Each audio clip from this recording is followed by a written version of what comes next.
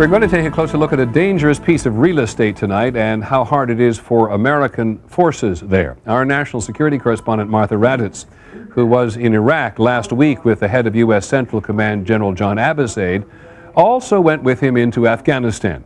There are still roughly 10,000 American troops in Afghanistan. Tonight we'll get a sense of how dangerous it is for some of them. From Bagram Air Base, 5 heavily armed helicopters head to a remote U.S. outpost, a place General Abizaid calls one of the toughest on earth for an American soldier to serve. Crossing miles of bleak landscape, the general approaches the Pakistani border, where fighting against Taliban and al-Qaeda holdouts has intensified. I understand you had a pretty good fight the other day. Military officials estimate there are 400 to 1,000 enemy fighters gathered just across the border. There are only 60 U.S. soldiers at this isolated base. We make contact like almost every time we come out, so this is more, I think it's a more dangerous spot than any of the other spots around here. Evidence of a recent rocket attack scars the walls of the small compound. The Pakistani border is just about 3 miles from here. The problem is that some of the Taliban can come cross the border, attack the Americans, and then run back. Even though Pakistan is considered an ally in this war, the Pakistani government does not want the battle spilling over its borders. That gives the Taliban and al-Qaeda an advantage. If they attack and we're right on their tail and we chase them back across the border, we have the right to continue that pursuit into Pakistan for a limited distance. I'll just leave it at that. But if they set up over there, they have a perceived safe haven where they can actually set up mortars and rockets and engage us here at this location. So the Americans have been trying to lure the enemy across the border into Afghanistan. The key question for us is, where is the enemy? And where the enemy is, we need to be near them so that we can conduct operations to kill and capture them. Last week, one such operation resulted in a ferocious firefight. We started taking mortar rounds, and that went on for about 2 hours. They were hitting our cargo Humvees. Then when we repositioned, that's when they hit our dismounts. Dismounts, the men on foot. 19-year-old Evan O'Neill was one of them. His team leader told him to break contact. When they turned around and came back, started to bound backwards. He got shot in the back about 3 or 4 times. He died for an honorable reason, an honorable cause, defend America. U.S. soldiers estimate they killed close to 10 of the enemy fighters. They also made a remarkable discovery. A senior officer says soldiers found night vision goggles on one of the bodies that had belonged to Petty Officer Neil Roberts. Roberts was killed more than a year ago during an offensive in eastern Afghanistan. General Abizaid acknowledges the enemy has been more threatening in recent months. There will be more fighting in Afghanistan, but I believe we've actually made some pretty good progress here in the past couple of months militarily, and we need to now couple it with some economic and political activity as well. Activity which has been slow in Afghanistan, leading military officials to believe that the 10,000 U.S. troops now in the country will remain here for many years to come. Martha Raddatz, ABC News, Shkin, Afghanistan. Our closer look at a dangerous place for today. For many troops, the return home is not the end of the war. They suffer flashbacks, nightmares, deep depression, and other mental health problems. A U.S. Army study appearing in tomorrow's New England Journal of Medicine says 12% of troops who return from Iraq suffer from post-traumatic stress disorder.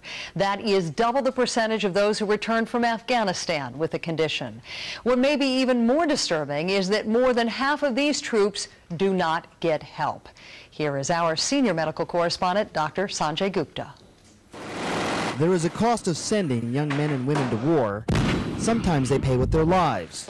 But for many who do survive, there can be troubling emotional and mental changes. His squad and my squad were working together on the 29th of September when he went down. Yeah, I was there on the day that O'Neill got shot. Sergeant Danny Facto is just 24 years old and has already learned the lesson. And you're just always intense, you're always super serious, and you lose your temper over little things, and You know, you're just definitely different. You're not the same person that deployed. Collectively, many doctors call this post-traumatic stress disorder, or PTSD. It is common among those who see combat. About 1 in 10 will suffer from it. But what is not common is getting treatment. Danny is one of the few to do so. Soldiers and Marines who have mental health concerns frequently don't seek treatment, and the reason for that is because they perceive that they'll be stigmatized if they do. Now, Dr. Charles Hogue is the author of a new study in the New England Journal of Medicine that acknowledges the psychiatric cost of war and the changes in diagnosis and treatment. The military is a culture of individuals who are probably not likely to seek help for mental health concerns. For the first time, military personnel are being examined for the physical and mental impact of combat while the fighting continues. And the Department of Defense is requiring that every soldier be briefed on mental health before, during, and after deployment. There are also an unprecedented number of treatment programs available. Still, programs alone can't be the answer. You can't just say I got 100 programs, therefore I've done my job. And this study indicates that the sickest veterans who need the most help won't go to those studies. So what good are they? The legitimate concerns about stigmatization and loss of career advancement remain. And it's a great price to pay, especially for career military officers. Danny's father, a former Marine, agrees. Like a live grenade, they throw you out in civilian life. You always wonder yourself, even if they're not saying it to you, are they looking at me differently if I was to go get counseling? But even that is starting to change, slowly but surely. Soldiers are concerned that coming to see us might harm their careers. I can say to them, sincerely, honestly, that not coming to get some assistance will harm their careers. In Danny's case, that positive attitude towards treatment displayed by his commanding officers, family, and fellow troops helped him overcome any stigma and get into the group therapy he needed. When I go to group and I talk with guys that are just like me, it helps a lot because I can, discuss with guys that have been to combat, guys that have been shot at, guys that have lost their friends in combat, guys that have killed other people. Danny says that therapy has made him a better father, soldier, and husband. When I came back, I was me, but I was different because of my experiences. And mental health and, therapy really helps to understand everything that I've been through. And Dr. Sanjay Gupta joins us now from Atlanta. Always good to see you, Sanjay. You spent a lot of time with Navy doctors on the front lines in Iraq. And I'm sure that you have a better understanding than most why this stigma still exists. There is an incredible culture in the military that does not really allow for the processing of unresolved feelings. There are a lot of feelings, obviously, all the images, all the pops and booms that we see, there are consequences. Most troubling, we talked to a lot of veterans about this, is sometimes those unresolved feelings that could be PTSD are sometimes confused with cowardice as well, which is very troubling for a lot of people. Physical injuries, Paula, are easy to measure. You see a gunshot wound. But mental injuries, emotional injuries are going to be much more difficult, and I think that's part of the problem, Paula. We just heard from that one young soldier about how effective he thinks the treatment is, but in general, does it work? It's getting a lot better. I mean, there's lots of different ways to measure the effectiveness. I mean, first of all, there are group sessions people go through. If that's not working, one-on-one sessions sometimes may be applicable. Medications now coming into vogue specifically for the treatment of post-traumatic stress disorder. But everyone says a couple of very fundamental things. You need to get treated early if you're going to get treated at all. If it lasts more than 4 months, there's a good chance it's going to last a lifetime. And if it's interfering with your life, that's a good reason to go see somebody about it, Paula.